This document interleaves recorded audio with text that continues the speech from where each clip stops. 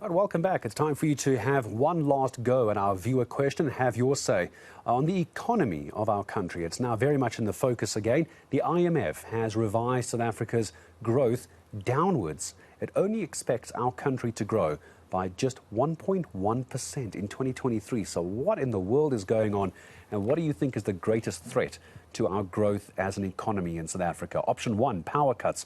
Option 2, corruption. Option 3, bad choices by politicians.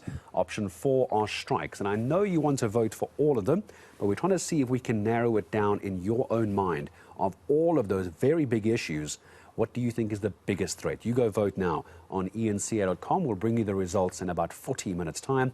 And lots of people weighing in on Twitter. It's at ENCA and ENCA News on Facebook.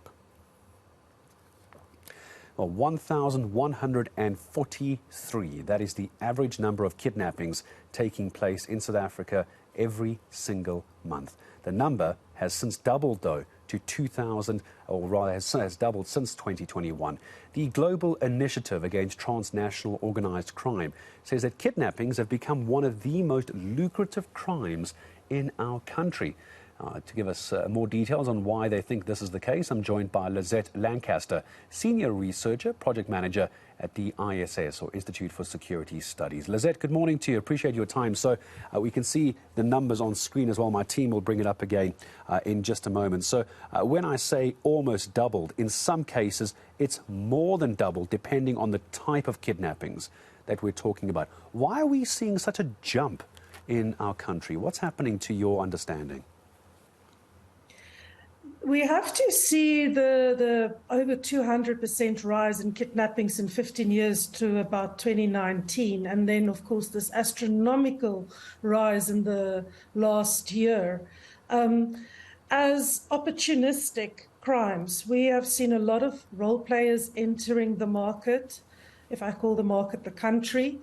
They might actually be transnational in nature, and that is the high value kidnappings we often see that make the news, quite prominent business people or their children being kidnapped, often because they are believed to have in possession quite a lot of cash, and they have access to these cash transaction devices such as a wallet or e-wallet, and they are targeted specifically for their value or their wealth.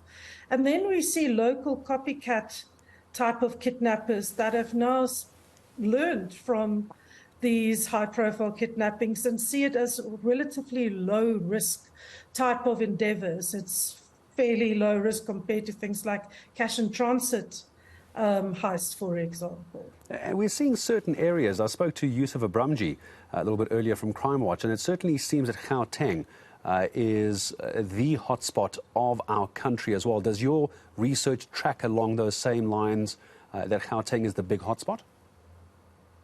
Yes. Look, we rely heavily on the police's crime statistics, and there we see that over half sort of take place in Gauteng, but we know, of course, that these often do not mean that all the crimes are reported to the police. So there's a dark figure going on too, but we have seen quite a lot of media coverage of especially local business people that have cash businesses being targeted. Of course, most kidnappings are sort of short-term kidnappings. They take place during hijackings, and we know more than half of hijackings take place in Gauteng. So that is where people are driven around to access their bank account through their cell phone or through ATM withdrawals.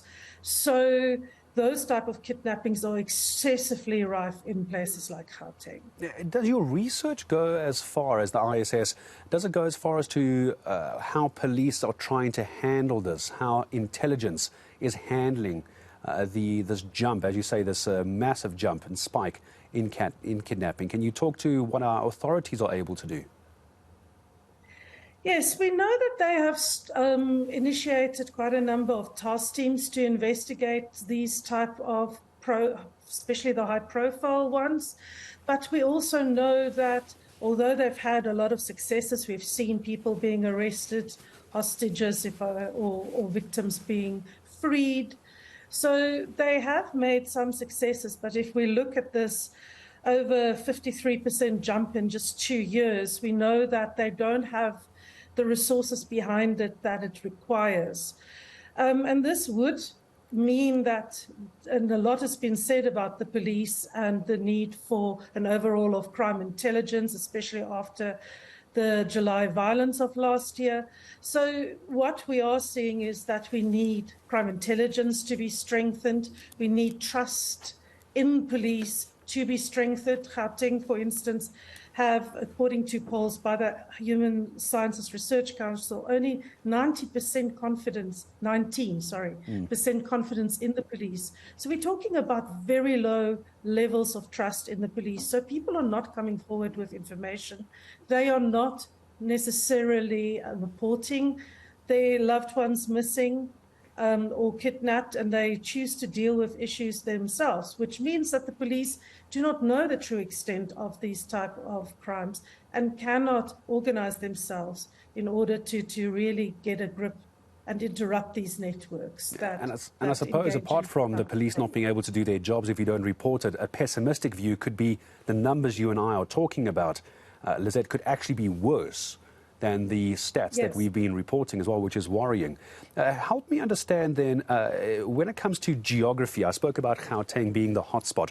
Do we know where these syndicates are operating? Are there areas maybe in the SADC area, cross-border, transnational gangs that we're aware of? I know Yusuf Abramji mentioned Mozambique is quite a big problem for us, and especially we're seeing a lot of Bangladeshi kidnappings taking place in South Africa. Does your research track similar to that?